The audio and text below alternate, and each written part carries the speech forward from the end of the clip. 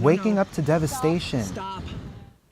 How tornadoes in the Midwest are ripping through the states and how authorities are holding up with the aftermath. Evidence are off limits, what the Supreme Court will have to consider today about your cell phones. This is Studio G.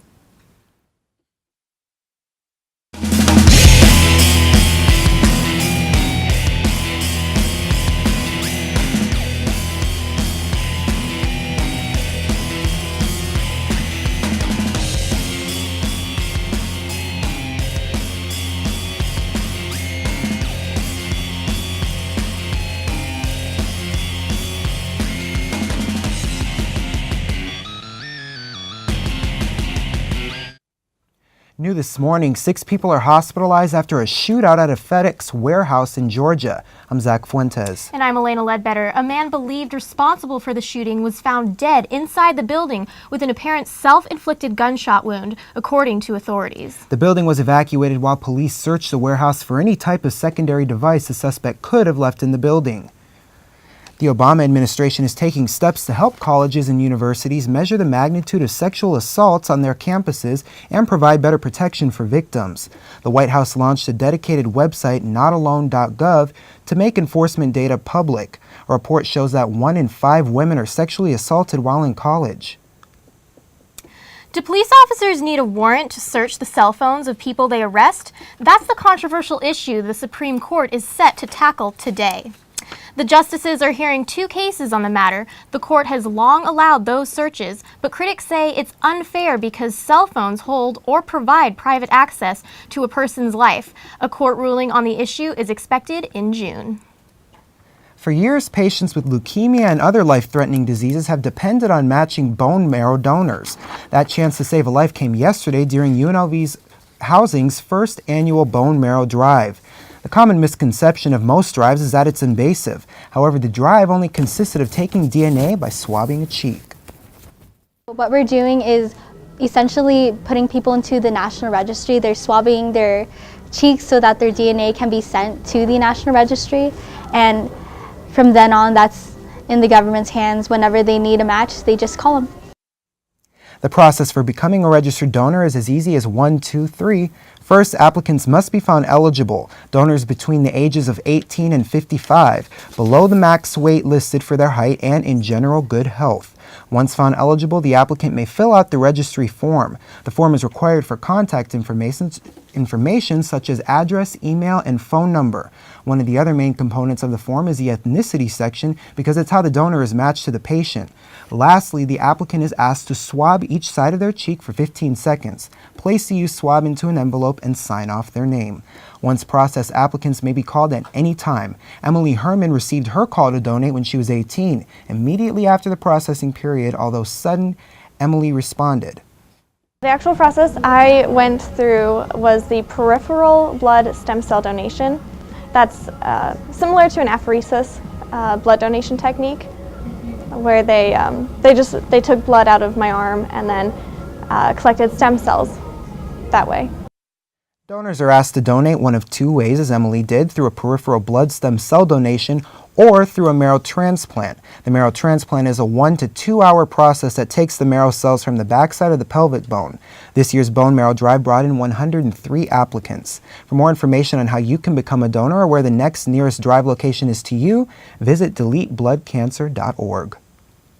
This week, the U.S. Senate is set to revisit a stalled proposal to raise the federal minimum wage from $7.25 to $10.10 an hour. President Obama and congressional Democrats plan to push the issue on the campaign trail ahead of the November midterm elections. In the meantime, many states have made moves to raise their own minimum wages. 21 states in the District of Columbia already have higher wages, and that number will soon grow.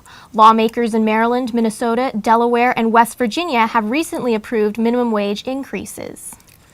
This week is Holocaust Remembrance Week around the country and around the world. Yesterday evening, a Holocaust Remembrance ceremony was held inside the Student Union here at UNLV. The ceremony honored the memories of 6 million Jewish martyrs and 5 million other victims lost with a candle lighting ceremony that included the viewing of a student-created documentary and guest speakers, including a local Holocaust survivor. Yeah, I think this is the biggest turnout that we've ever had, and I think part of that was showing the film that was created by UNLV students. The event was a really important opportunity to hear from survivors of the Holocaust while we still can. We had over 100 students and university officials in attendance, and I think it was a really meaningful ceremony. Tomorrow, a discussion will be held on the history and meaning of Holocaust testimony. The event will be held inside the UNLV Lead Library. It's free and open to the public. After the break, how players in the NBA feel after a racist remark made by the Los Angeles Clippers owner. The name of my show is The Revolution, where you get your fix. What I do is I motivate individuals, and I play local artist music, and I get people connected to events on campus and in the community. Social revolution that's happening. We want to be able to be a catalyst for that and motivate people. This is Don Conquer, The Revolution, KUMV, HD2, 91.5 The Rebel. Joining a student organization can enhance and redefine the UNLV college experience. UNLV has over 200 registered student organizations on campus and in the Las Vegas community, encompassing a variety of interests, activities, and beliefs among the student body. To explore, access, and join a student organization, visit the Involvement Center website under my.unlv.edu. Be a rebel. Get involved. LA Clippers owner Donald Sterling, who for 30 years has presided over the city's second NBA franchise, became the object of national outrage and the target of an NBA investigation Saturday after making remarks towards his girlfriend. Reporter Victoria Janae has more with the story. It bothers me a lot that you want to broadcast that you're associating with black people. NBA team owner Donald Sterling is in hot water after alleging making racist comments during an argument with his girlfriend. These controversial statements released by TMZ Sports are being attributed to Los Angeles Clippers Donald Sterling. I think it's nice that you admire him. I know him well, and he should be admired. And I'm just saying that it's too bad you can't admire him privately and during your entire life, your whole life admire him. Bring him here, feed him, him. I don't care. You can do anything, but don't put him on in this event for the world has to see, so they have to call me. And don't bring him into my games, okay? The NBA mogul is under fire after recording an argument alleging between him and his girlfriend, Stavino, surfaced Friday. The recording prompted investigation by the NBA. The audio recording posted by TMZ is truly offensive and disturbing. And we intend to get to the bottom of it as quickly as possible. During his alleged rant, Sterling addressed the photo Stanviano took with Magic Johnson. I had a friendship with him. So for him to then make these comments or alleged comments about myself as well as other African Americans and minorities, there's no place in our society for. I'm Victoria Janae with Studio G. NBA Commissioner Adam Silver says that Donald Sterling has been banned for life from the Clippers organization and that he will be fined $2.5 million. Catholics got to experience an important event happening around the world where two former popes were declared saints. Reporter Alvin Loy learns more about the process of canonization. I really liked it. Pope John Paul II, I was born into when he was in reign. And so I thought it was pretty nice that I get to see that. It's kind of interesting. I get to see a pope that I knew, and all of a sudden he's a saint. The process of canonization has always been ceremonial and wrapped in mystery. When a candidate is being considered, that person's life is investigated, and a panel of theologians and cardinals must approve the candidates. The next step is beatification, which allows them to be honored, and finally, canonization. So for beatification, we need one, and for canonization, we need two miracles. But I understand Pope Francis wavered the second miracle for Pope John the 23rd. He wanted to canonize both of them at the same time. This is the first time in the history of the church that two people have been canonized at the same time. I feel like in the future I'll look back on this like, well, 2 popes are better than 1. I'm living in a historical moment. And also that 2 popes were together for Mass of the canonization, Pope Francis, the present Pope, and Pope Benedict, the retired one. So it's also historic that 2 popes concelebrated together. It's really interesting they chose those 2 popes, and then the 2 popes who are also presiding over them, because Pope Benedict was the protege of Pope John Paul II. So I just thought it was kind of fun, kind of interesting how he was there to canonize his mentor. For Studio G, I'm Alvin Loy. To learn more about canonization, Father Felice Pace says that he welcomes UNLV students to visit the Catholic Newman Center. A wave of tornadoes ripped through the south-central United States Sunday, killing at least 18 people in Arkansas, Oklahoma, and Iowa. According to the Chicago Tribune, Arkansas was hit the hardest, tearing apart its neighborhoods, producing the first fatalities of this year's U.S. tornado season. Arkansas Governor Mike Beebe said in a news conference that their main focus is on finding and rescuing the victims. We've obviously got a lot of experience with tornadoes, and any tornado is bad, particularly if it's a direct hit on something. But just looking at the damage, this may be one of the strongest that we've seen.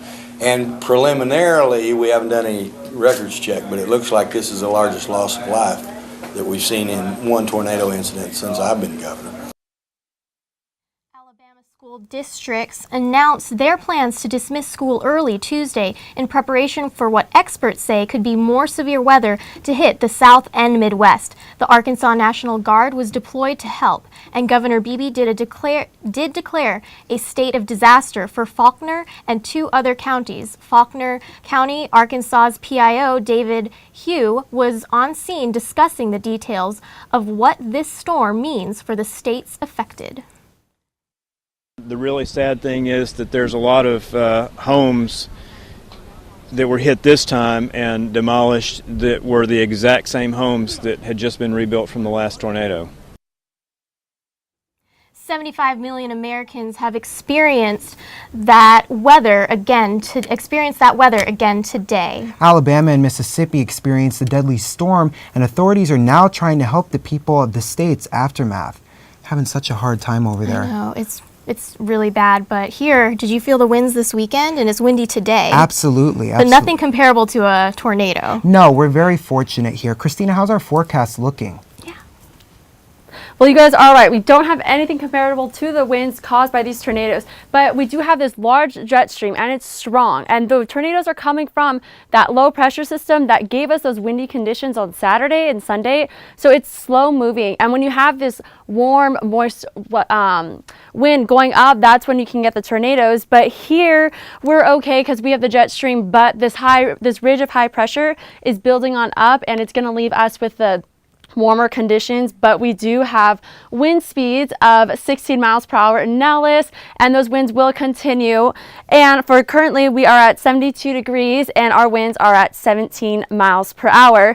But first, I'll send it back to the desk, and I'll have more right after. Coming up after the break.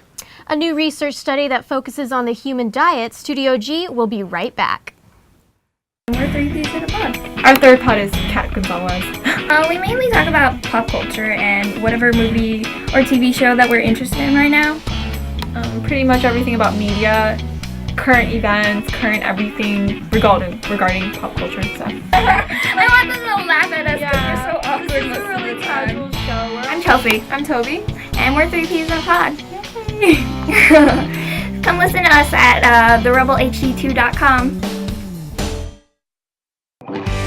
I want this place to be a place that they feel safe, it's secure, a place where they get inspired. So many times we kind of get complacent in our everyday life, transforming lives in the community from the inside out. I've been in fitness my whole life, but now tying that in now in my spiritual walk, it's been just amazing. Some people may want to run a marathon. Some may want to just get off their asthma inhaler.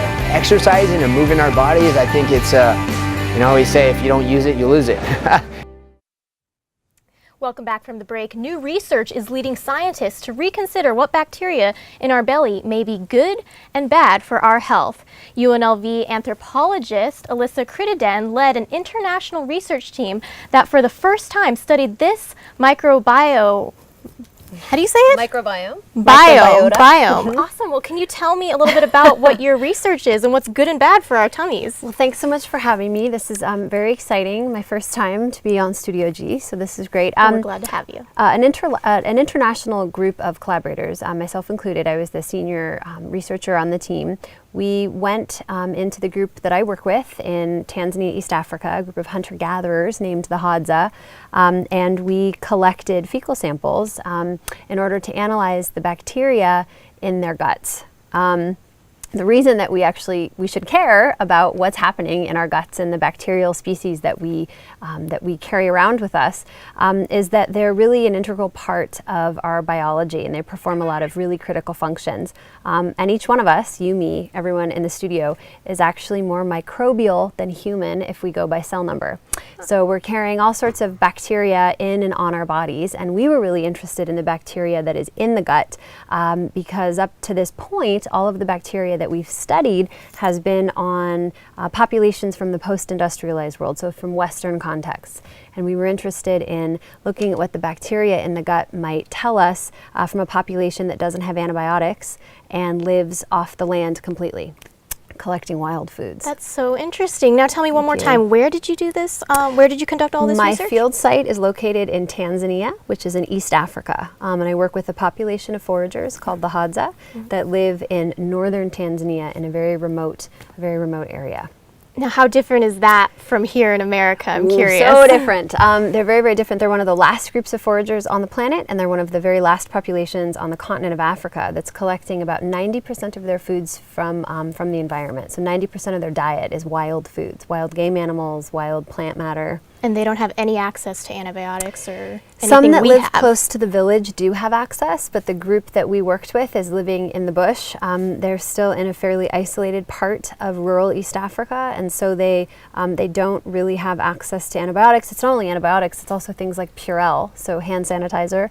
So what that means is that the colonies of bacteria that they have populating their body are going to be different than the bacteria that you or I have. And this is important because our results have shown us that what we consider to be healthy and unhealthy bacteria for our guts is very context dependent, which is something that was really new for the medical community, and one really surprising finding for our research team, that what we consider to be healthy and unhealthy gut bacteria is very ecologically dependent on diet and on environment. So we do not have a very diverse gut microbiome compared to a lot of rural populations and small-scale societies, and we're learning that kind of our homogenized gut bacteria, just because I think we all sanitize within an inch of our lives now, that has a lot to do with it. So the downside is that kind of a smaller number in terms of diversity is not, it turns out that there may be some potentially negative health outcomes. So certain things like irritable bowel syndrome, Crohn's disease, type 2 diabetes, obesity, a lot of these diseases that affect Western populations, they're really kind of becoming endemic. They have been linked, they've been positively associated with a low degree of diversity in the gut bacteria.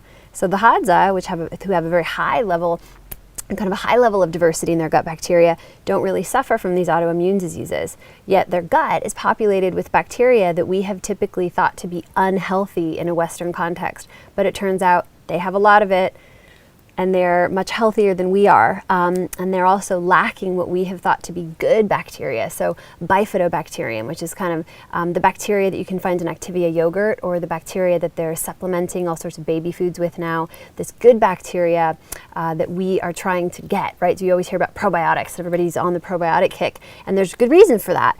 We live in a culture where we eat a lot of dairy products.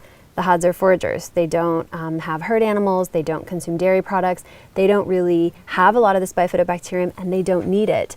But we've thought that was always the good bacteria. So now you find a population, one of the very first small-scale societies that where we characterize the gut microbiome, and they have all of these bad bacteria, yet none of the diseases that we suffer from. And they have none of the good bacteria, yet They're healthy. They're healthy. Right. That's So it's a very interesting. complicated thing, and we're really, been a wonderful jumping off point. There's a lot of future research to do, but what this tells us is that we need to start thinking about what we consider to be healthy and unhealthy not healthy. That's gut so bacteria. great, and we're so happy that you shared this research with us thank today. you. And it's really interesting that you're going to be able to provide us with more information down the road. We'll be looking forward to seeing more on your research. So thank you so very much, Melissa, much. for coming in and talking to us about this. Thanks for having me. Coming up after the break, how a fraternity is showing their appreciation for those who are serving our country. Studio G will be right back. We are volunteers of Girl Scouts of Southern Nevada.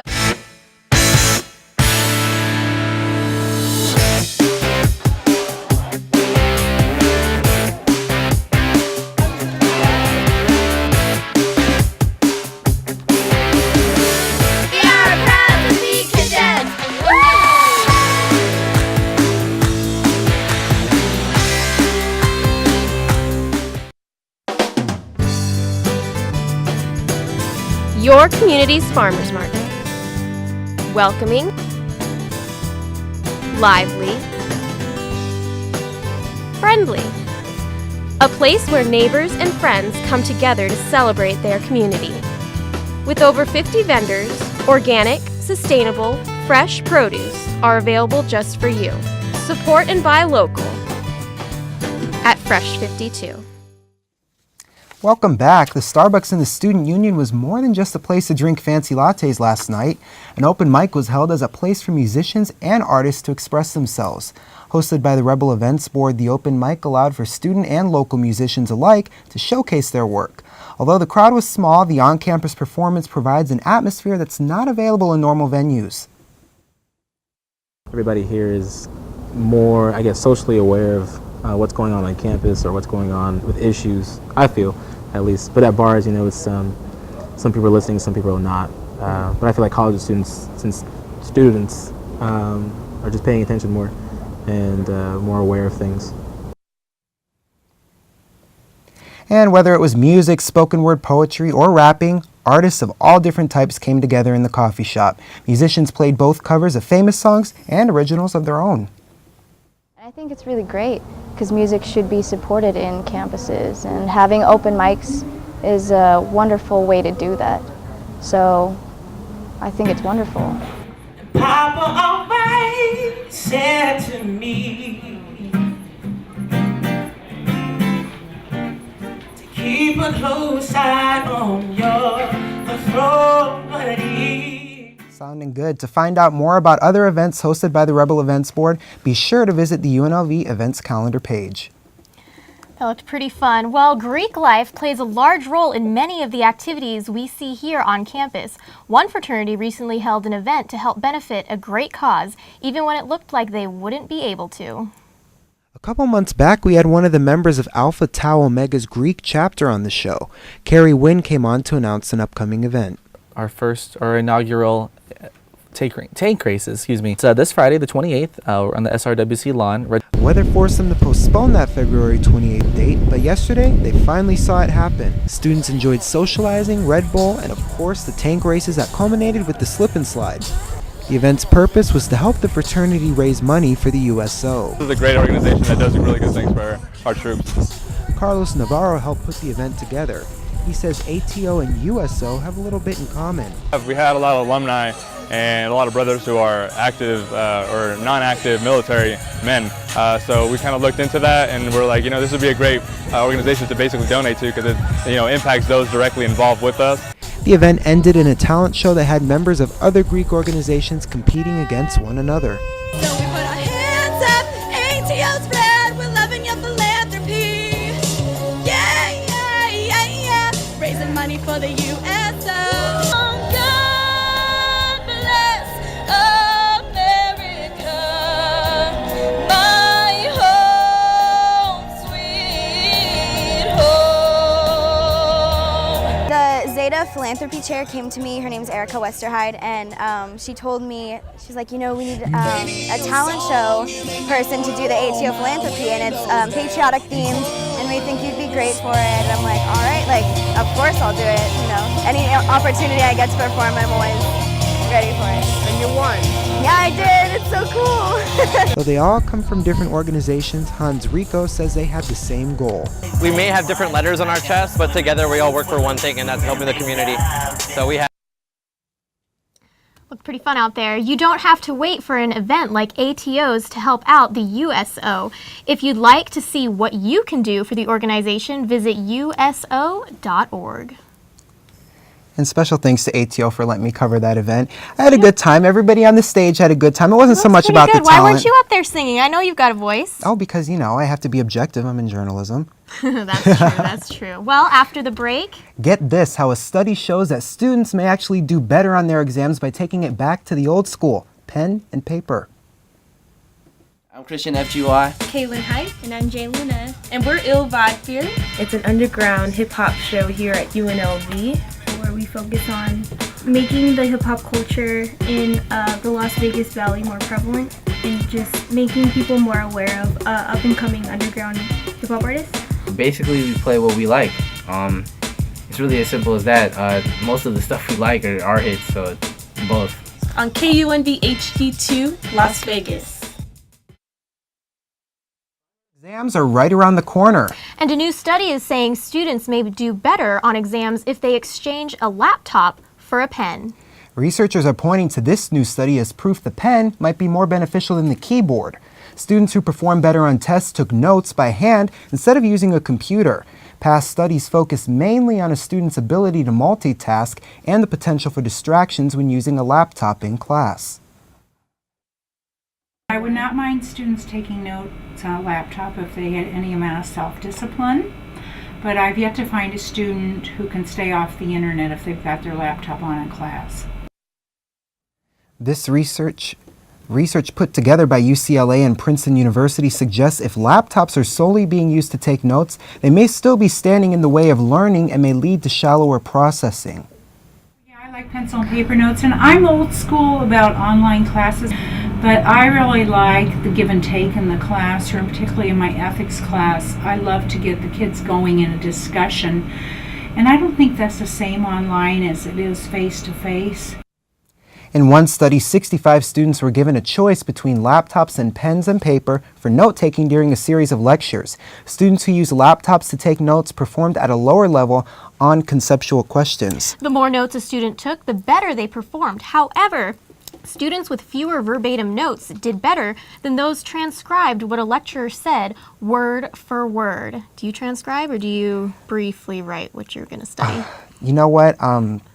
I try to do both, you know. It just depends on what I'm feeling like in that class. Right. Yeah, I know you're more by the book and you probably I are. am. I do a little bit of both just to see what I can remember. Yeah, no, that's good. I like that. I think it's effective. It's got me this far in college. Exactly, right? All right, well, we're going to head back to Christina. Christina, what is our weather looking like? Well, right now around the valley, we have the Strip at 72, Green Valley at 70, and Henderson at 72 degrees. Your breakdown for tomorrow, 3 p.m. you'll be at 80, 6 p.m. you'll be at 77, and then at 9 p.m. we'll drop down to 71, and our winds will stay constant from 15 to 20 miles per hour. Because of that high pressure system rolling on in, UV index is very high.